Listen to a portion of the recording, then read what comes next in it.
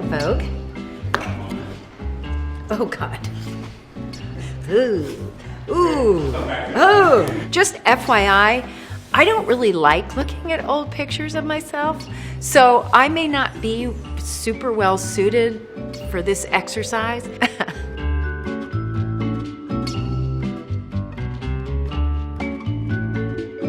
I'm afraid I did have a lot of influence on Elaine's outfit. I mean, we had a costume designer for sure, but I mean, for instance, that's the typical floral pattern with the socks and the shoes. I just thought that, at the time I thought, there is nothing groovier than this look. She definitely dictated her own style, and I think she was not somebody who dressed super sexy. That wasn't her vibe. Man, she was didn't need to do that. She was a little tougher. And frankly, I was pregnant twice during Seinfeld, so all of these oversized this clothing was very helpful to me as a pregnant person, both getting more and more pregnant and then becoming less and less pregnant after giving birth, because it takes a little time to get your body shaped back. Well, this image is a somewhat unfortunate image. This is back from my Seinfeld days, and this is early on. You'll notice Jerry's bright white sneakers. But this jacket that I'm wearing is a suede Ralph Lauren jacket that was actually mine that I incorporated into the Elaine wardrobe. I still have this because I actually think it's groovy as all hell. When Seinfeld first started, I mean, that was the look. It was sort of vintage. A lot of the jackets that I wore with those skirts, those floral skirts, those jackets were vintage jackets from the 40s and 50s. That look with the bobby socks and the shoes. I don't know if that was in or if I just thought it was in or particularly au courant. I have no idea. And now it's making some sort of a comeback, which I find inexplicable. But I encourage you who are listening to this little piece right now, don't wear these clothes again. Don't do it. I made the mistake. Learn from my mistakes. The first time I ever went to the Emmys, I wore black. I'd just given birth to my son 3 weeks earlier, okay? I was not at my normal weight and feeling very self-conscious. I don't know why I'm saying this at Vogue, by the way. This is a huge mistake on my part, but I'll just go ahead and tell you guys that as I was getting ready to go to the Emmys, my dress split. So you can imagine my horror. And so they had to sew me into it. I mean, did I just give birth to this gorgeous baby? Anyway, whatever. This was sort of pre the days that you would even have a stylist. I don't I think you dressed yourself. That's my memory anyway. I want a red carpet dress I don't want to worry about it. So by the time I hit the red carpet, I want to know that it works. I don't want to have misgivings about it so that I can worry about other things. Because I'm a worrier, so I need to go to the next thing to worry about. So this is from 1995. This is an Armani dress, and it was made of black velvet and had an incredible construction. This section of the dress there was a bone within it that kept this all in place. And I remember running into people from work on the red carpet, and they didn't recognize me. They didn't know it was me. I swear, it's me, it's Julia. And they were like, what? They had no idea. And I remember also that after I wore this, I didn't win an Emmy that year, but after I wore it, Mr. Armani wrote me a handwritten note saying thank you for wearing it and that was so nice, and I kept the note because it was very meaningful to me, of course.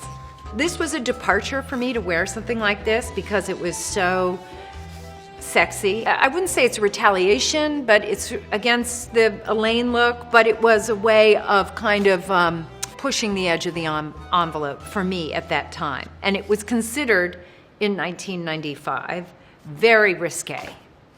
I don't think this would be considered risque today, but it was then. That's the Bob Mackie. Oh my God. Look at that. Okay, first of all, it's Bob Mackie. It was so exciting, and I worked with him on this dress, literally. I went to his studio and he measured me, and I loved pink. I still love pink. I love the idea of a corset, and you can see I'm very pleased with myself in this outfit. I think this is a great look. He was divine to work with, very unassuming, and very humble fellow considering his enormous success. It was an honor for me to work with him. I couldn't believe I was working with him. Okay, yes. My God, this is so gorgeous. I love this dress. I'm sorry, and I still have this dress, and I love it with all my heart. Yeah, this is a 2007 Emmys, and this dress was made by Narciso Rodriguez. I was a huge fan of his work. It was very glam because I flew to New York once or twice to meet with him and get measured, and we did a muslin fitting, and we looked at fabrics, and it was all very, you know, inside fashion in a way that I had never sort of been privy to in New York. And it was really exciting. And I remember very distinctly that he said to me that he wanted this dress to look like a bullet. And it sort of does. It has a sleekness like a bullet. I won my second Emmy in this dress. And I also have the sketch that he drew of this dress for me before he even made the dress. And he signed it to me, and I have that as a keepsake. I still own that. I have a lot of these bits and pieces of things from the past that I've hung on to, actually. Oh yeah, Jesus. Yeah, so that's good. So this is Oscar, and first of all, I love this dress so much. It's navy and black, which is one of my favorite color combinations. I think it's like sophisticated and glamorous at the same time. It's all a piece. So there is no seam on this dress. And this is all this gorgeous lace work, so they have to mold it for you. I don't know how they do it. I actually feel as if it's a magic trick. That's what I think. This dress is a magic trick.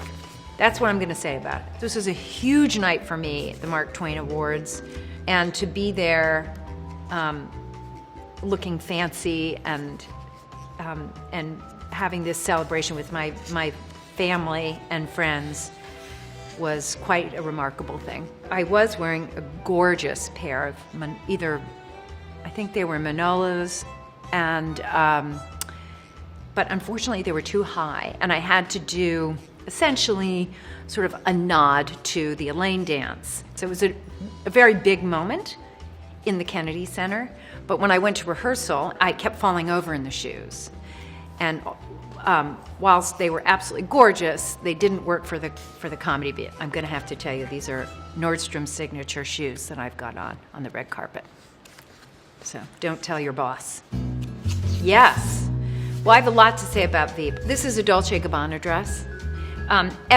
This is the first episode of season 7, which is our final season of Veep. Every single first episode of every single season on Veep, I've worn a red dress. Selena Meyer, the character I play, she is somebody who wears clothes and spends a lot of money on clothes and her look.